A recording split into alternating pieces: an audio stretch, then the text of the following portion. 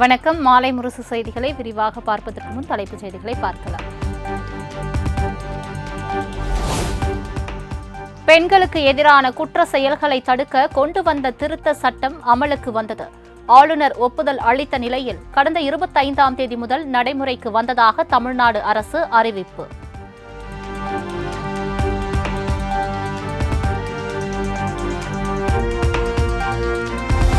பெண்களுக்கு எதிரான குற்றங்களில் முதல் தண்டனையாக 5 ஆண்டு சிறை தண்டனை, 1 லட்சம் ரூபாய் அபராதம் விதிக்கப்படும். இரண்டாவது அல்லது தொடர்ச்சியாக குற்றத்தில் ஈடுபட்டால் 10 ஆண்டு சிறை தண்டனை, 10 லட்சம் ரூபாய் அபராதம் விதிக்கப்படும்.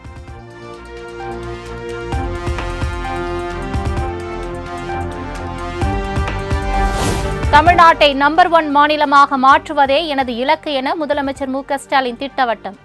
எந்தவித சமரசமும் இன்றி தமிழ்நாட்டை வளர்ப்பதுதான் தமது வாழ்க்கை பயணம் எனவும் பேச்சு.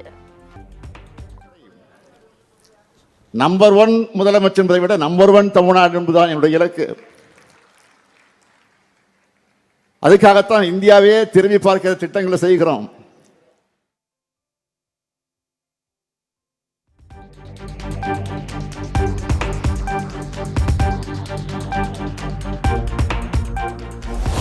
சமூக நீதிக்காகவே உருவாக்கப்பட்டு போராடுவது திமுக தான். நூற்றாண்டை கடந்த பிறகும் சமூக நீதிக்கான நமது பயணம் தொடர்வதாக முதலமைச்சர் மு.க. ஸ்டாலின் பேச்சு. உள்ஒதுக்கீடு வழங்கணும். அது மட்டுமல்ல, இன்னைக்கு சமூக நீதி உரிமைக்கு அகில இந்திய அளவிலும் கிடைக்க போராடி வர்றது திமுக தான். நூற்றாண்டை கடந்த பிறகும் சமூக நீதிக்கான நம்முடைய பயணம் தொடருது.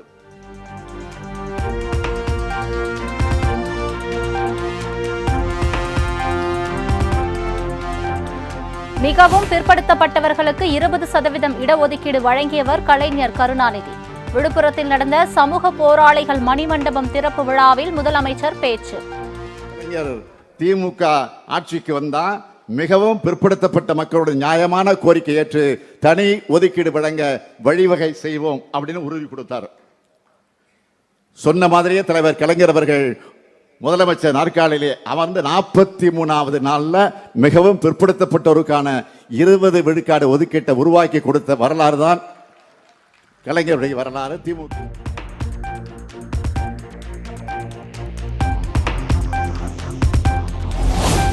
வன்னியர்களுக்கு அதிக துரோகம் செய்த முதலமைச்சர் மு.க. ஸ்டாலின் தான் என சேலத்தில் பாமக தலைவர் அன்புமணி பரபரப்பு குற்றச்சாட்டு.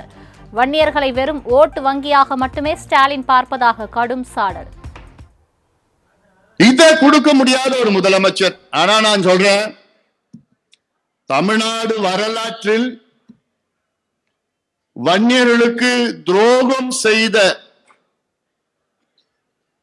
இன்னும் சொல்ல போனா வன்னியர்களுக்கு அதிக துரோகம் செய்த முதலமைச்சர் யார் என்று சொன்னால் வரலாற்றிலே அது மு.க. ஸ்டாலின் அவர்கள் தான் சொல்வார்கள்.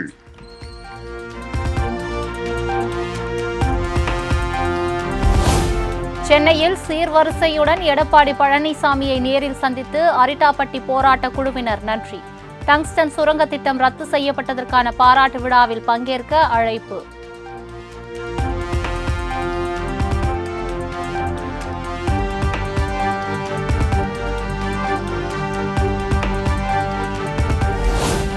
அதிமுகவில் மீண்டும் இணைந்த முன்னாள் எம்பி மைத்ரேயனுக்கு அமைப்பு செயலாளர் பதவி. முன்னாள் அமைச்சர்கள் வேலுசாமி, முல்லைவேந்தன் உள்ளிட்ட 4 பேரை அமைப்பு செயலாளர்களாக நியமித்து இபிஎஸ் உத்தரவு.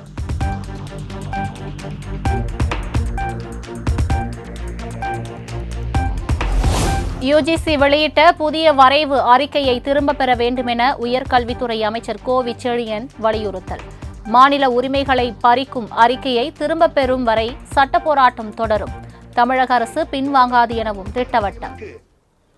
ஆனால் இப்பொழுதே 48% மேலான கல்வி என்ன வேணுமோ அதை செய்வதற்கு முன் வருகிறார்கள் என்பதில் மிகுந்த நம்பிக்கை உண்டு. அது தொடரும், அது வெற்றியும் காணும். சட்ட போராட்டம் நடத்தி மாணவர்களின் அக்கறை கொண்ட முதலமைச்சர் இன்னும் பல செயல்பாடுகள் மூலம் இன்னும் அதை அடைவதற்கான முழு முயற்சி எடுக்கும்.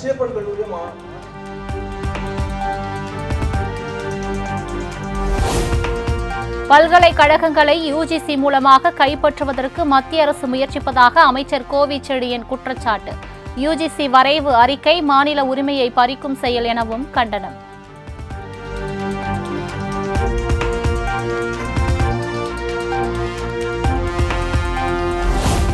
ஆளுநர் ஆர்.என். ரவி தனது எல்லையை தாண்டி தேசிய கல்விக் கொள்கை குறித்து பேசுவதாக அமைச்சர் கோவிச்செழியன் கண்டனம். மத்திய அரசின் ஏஜென்ட்டாக செயல்படுகிறார் எனவும் விமர்சனம். தேதி வரை இருக்கிறது. நான் ஏற்கனவே ஒரு கூட்டத்தில் சொன்னதை போல் ஆளுநர் அவர்களுக்கென்று சில நெறிமுறைகள் அளவு இருக்கிறது. அந்த எல்லையை தாண்டி கல்வித்துறையை சீரழிக்க நினைத்தால் நீதிமன்றத்தை நாட வேண்டும். அப்படி நாடுகிற பொழுது அது நாடி சில செய்திகளை உச்சநீதிமன்றம் வழிவகுத்து விட்டால் ஆளுநர் பொறுப்புக்கு அழகல்ல என்ற வார்த்தையை சொல்லியிருந்தும் தொடர்ந்து அவர் சொல்லிய காரணத்தால் இன்றைக்கு உச்சநீதிமன்றத்தில்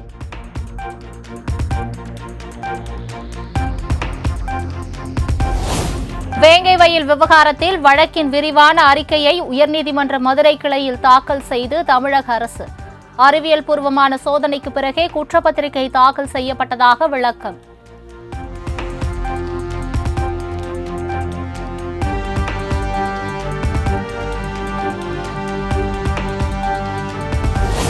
மினி பேருந்துகளுக்கான கட்டணங்களை மாற்றி அமைத்து தமிழக அரசு உத்தரவு. முதல் 4 கிலோமீட்டர் வரை 4 ரூபாயும் 4 முதல் 6 கிலோமீட்டர் வரை 5 ரூபாய் என்ற கட்டண நிர்ணயம் மே 1ஆம் தேதி முதல் நடைமுறை.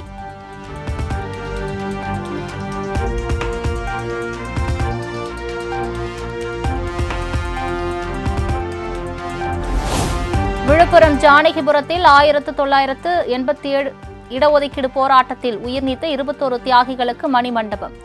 5,70,00,000 ரூபாயில் அமைக்கப்பட்டுள்ள மணிமண்டபத்தை முதலமைச்சர் திறந்து வைத்தார்.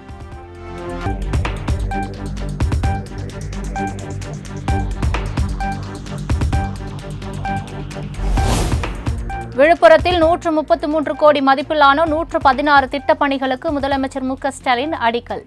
425 கோடியிலான 231 முடிவுற்ற திட்டப் பணிகளையும் தொடங்கி வைத்தார்.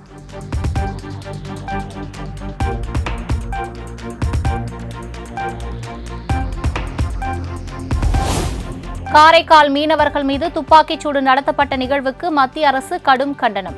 டெல்லியில் இலங்கை துணை தூதரை நேரில் அழைத்து கண்டனத்தை பதிவு செய்த வெளியுறவுத்துறை அதிகாரிகள்.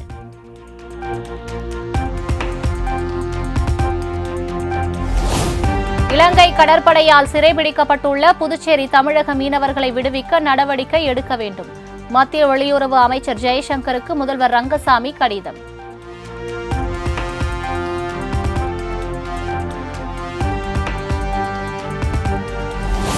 தமிழக மீனவர்கள் பிரச்சினைக்கு நிரந்தர தீர்வு காண மத்திய அரசுக்கு எதிர்க்கட்சித் தலைவர் எடப்பாடி பழனிசாமி வலியுறுத்தல்.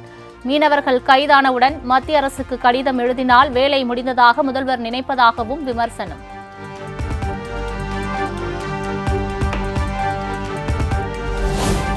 மாநிலத்திற்கான முதலீடுகள் மற்றும் முதலீட்டாளர்களை தக்க வைத்துக் கொள்ள அமைச்சர் டி.ஆர்.பி. ராஜா முயற்சிக்கவில்லை. கோவையில் தனியார் ஆன்லைன் கல்வி நிறுவனம் மூடப்பட்டதை சுட்டிக்காட்டி அண்ணாமலை குற்றச்சாட்டு.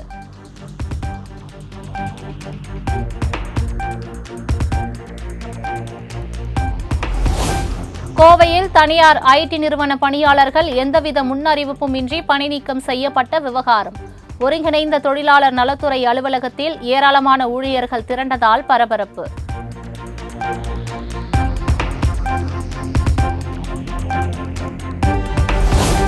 பெரியாரை கொச்சைப்படுத்தும் சீமான் போலி தமிழ் தேசியவாதி என திருமாவளவன் குற்றச்சாட்டு. தமிழ் தேசியம் பேசிக்கொண்டு தமிழர்களுக்கு எதிராக செயல்படுகிறார் எனவும் காட்டம். மிக கடுமையாக அவரை விமர்சித்தார்கள், வீழ்த்த முயற்சித்தார்கள், முடியவில்லை. அவர்கள் தொடர்ந்து அந்த முயற்சியில் ஈடுபட்டு வருகிறார்கள். அதே வேளையை இவர் செய்கிறார் என்றால் இவர் பாஜகவின் கொள்கை பரப்பு செயலாளரா என்ற கேள்வி எழுகிறது. அவர் செய்யும் அரசியல் அதிர்ச்சி அளிக்கிறது. யாருக்கு துணை போகிறார்? தமிழ் தேசியம் என்கிற பெயரால் தமிழர்களுக்கு எதிரான அரசியலை ஏன் செய்கிறார் என்கிற கேள்வி எழுகிறது.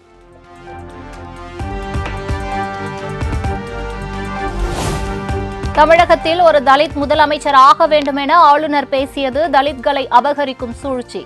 தலித்களை பற்றி கரிசனமாக பேசுவது வலதுசாரிகளின் அரசியல் நாடகம் என திருமாவளவன் கண்டனம். மாட்டார்கள் என்பதை ஆளுநருக்கு தெரிவித்துக் கொள்ள நான் கடமைப்பட்டிருக்கிறேன். திடீரென்று சுவாமி சகஜானந்தாவுடைய நிகழ்வுகளில் பங்கேற்பதும், தலித்துகளை பற்றி கரிசனமாக பேசுவதும், தலித்துகள் முதல்வராக வேண்டும் என்பதும் ஒரு திட்டமிட்ட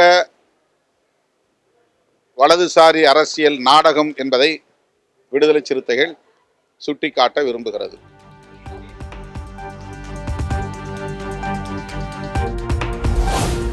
தமிழகத்தில் புதிதாக 100 அமுதம் அங்காடிகள் திறக்க அரசு திட்டம். உணவு பாதுகாப்புத்துறை அமைச்சர் சக்கரபாணி தகவல்.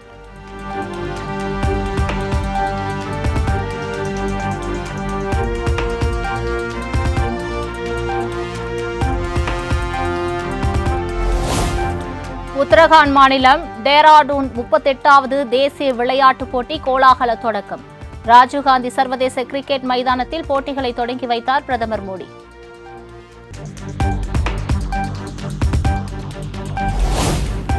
உத்தரகாண்ட் தேசிய விளையாட்டுப் போட்டி தொடக்க விழாவில் முதலமைச்சர் புஷ்கர் சிங் தாமி உள்ளிட்டோர் பங்கேற்பு. வீரர் வீராங்கனைகளின் அணிவகுப்பு மற்றும் கலை நிகழ்ச்சிகளை உற்சாகத்துடன் கண்டு ரசித்த பார்வையாளர்கள்.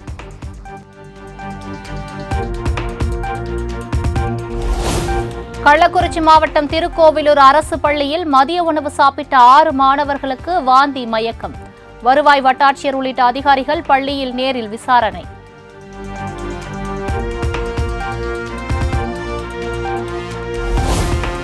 காஞ்சிபுரம் மாவட்டம் வாலாஜாபாத்தில் மின் இணைப்பு வழங்க 5000 லஞ்சம் பெற்ற விவகாரம். மின்வாரிய உதவி ஆய்வாளர் உள்ளிட்ட 2 பேர் கைது.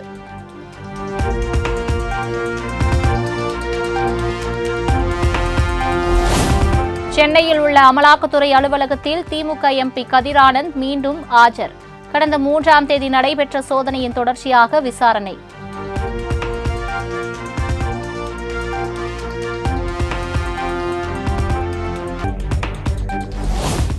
சேலம் பெரியார் பல்கலைக்கழக துணைவேந்தர் ஜெகநாதன் மீதான வழக்கு.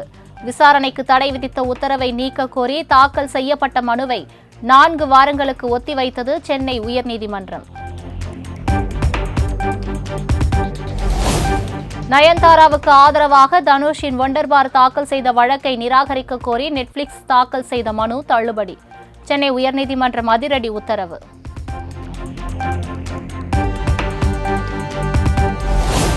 தமிழ்நாடு வீட்டு வசதி வாரியம் திட்டத்திற்காக 92 சென்ட் இடத்தை வழங்கிய குடும்பத்திற்கு நிலுவைத் தொகை வழங்காத விவகாரம்.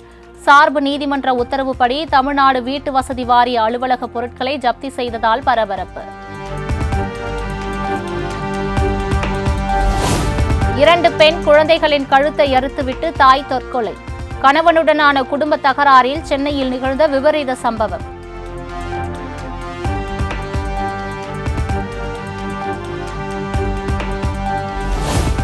தமிழக அரசின் முயற்சியால் பாதுகாப்பாக மீண்டும். பஞ்சாபில் தாக்குதலுக்கு உள்ளாகி சென்னை திரும்பிய கபடி வீராங்கனைகள் உருக்கமாக பேட்டி. என்ன பண்ணுறதுன்னு தெரியல. அப்புறமேட்டு இப்படி சண்டை ஆனதுக்கப்புறம் மேம் வந்து மேல் இடத்துல ஃபோன் பண்ணி இப்படி சொல்லினதுக்கப்புறம் எங்களுக்கு அதுக்கான நடவடிக்கைலாம் எடுக்க ஆரம்பித்தாங்க. எடுத்ததுக்கப்புறம் சேஃபாக சார் மூலயமா நாங்கள் வந்துட்டோம். தமிழ்நாடு முதலமைச்சருக்கு ரொம்ப நன்றி. எங்களை பத்திரமா கொண்டு வந்து விட்டதுக்கு. இப்போ நாங்கள் எல்லாம் சேஃபாக இருக்கோம். இப்போ வந்து நாங்கள் நாற்றம்பள்ளி பகுதியில் மாபெரும் எருதுவிடும் திருவிழா. 250க்கும் மேற்பட்ட காளைகள் சீறி பாய்ந்ததைக் கண்டு மக்கள் உற்சாகம்.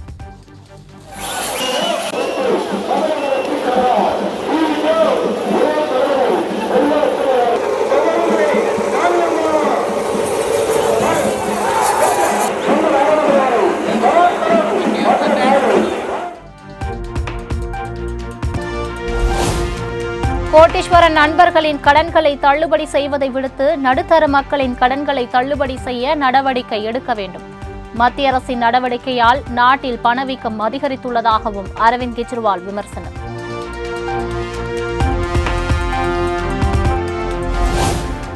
GSLV F-15 ராக்கெட்டை விண்ணில் செலுத்துவதற்கான கவுண்டவுன் இன்று அதிகாலை தொடங்கியது.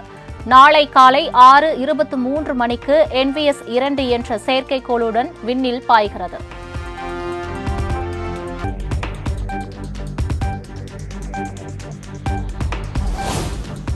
இஸ்ரோ நாளை 100வது செயற்கைக்கோளை விண்ணில் செலுத்துகிறது. ராக்கெட் பயணம் வெற்றியடைய இஸ்ரோ புதிய தலைவர் நாராயணன் ஏழுமலையான் கோவிலில் வழிபாடு.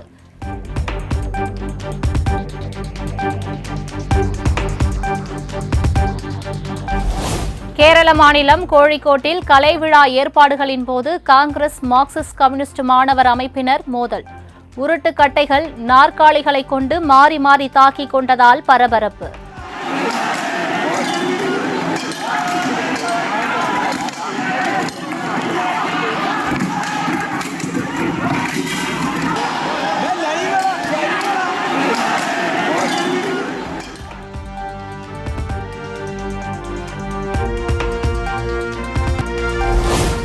உத்தரப்பிரதேச மாநிலம் பிரயாக்ராஜில் களை கட்டிய கும்பமேளா திருவிழா. திருவேணி சங்கமத்தில் புனித நீராடிய பல்லாயிரக்கணக்கான பக்தர்கள்.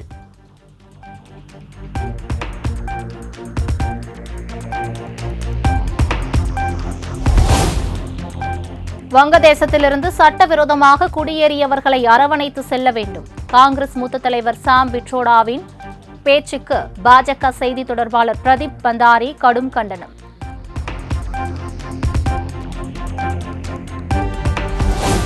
செர்பியாவில் ரயில் நிலைய சீரமைப்பு பணியில் முறைகேடு நடைபெற்றதாக கூறி நாடு தழுவிய அளவில் போராட்டம் நடைபெற்றதன் எதிரொலி.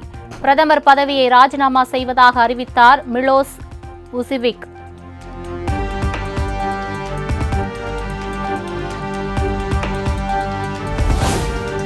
பேட்மிண்டன் விளையாட்டில் அர்ஜுனா விருது வாங்கியது மிகவும் சந்தோஷமாகவும் பெருமையாகவும் இருக்கிறது. மத்திய அரசின் உயரிய விருதான அர்ஜுனா விருது பெற்ற பேட்மிண்டன் வீராங்கனை நித்யா ஸ்ரீ மனிஷா பேட்டி.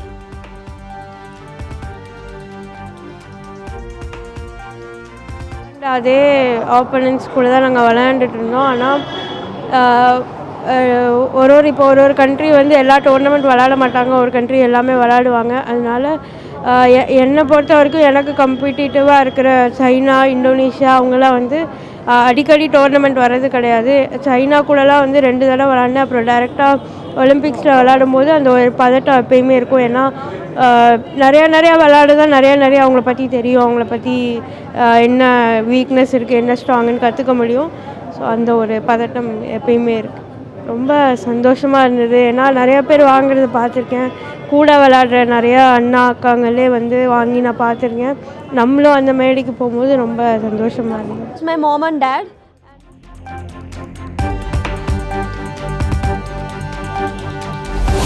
மும்பையில் நடைபெற்ற தேசிய சாம்பியன்ஷிப் பாய்மர படகு போட்டி. தமிழ்நாடு அணி 3 தங்க பதக்கங்களை வென்று அசத்தல்.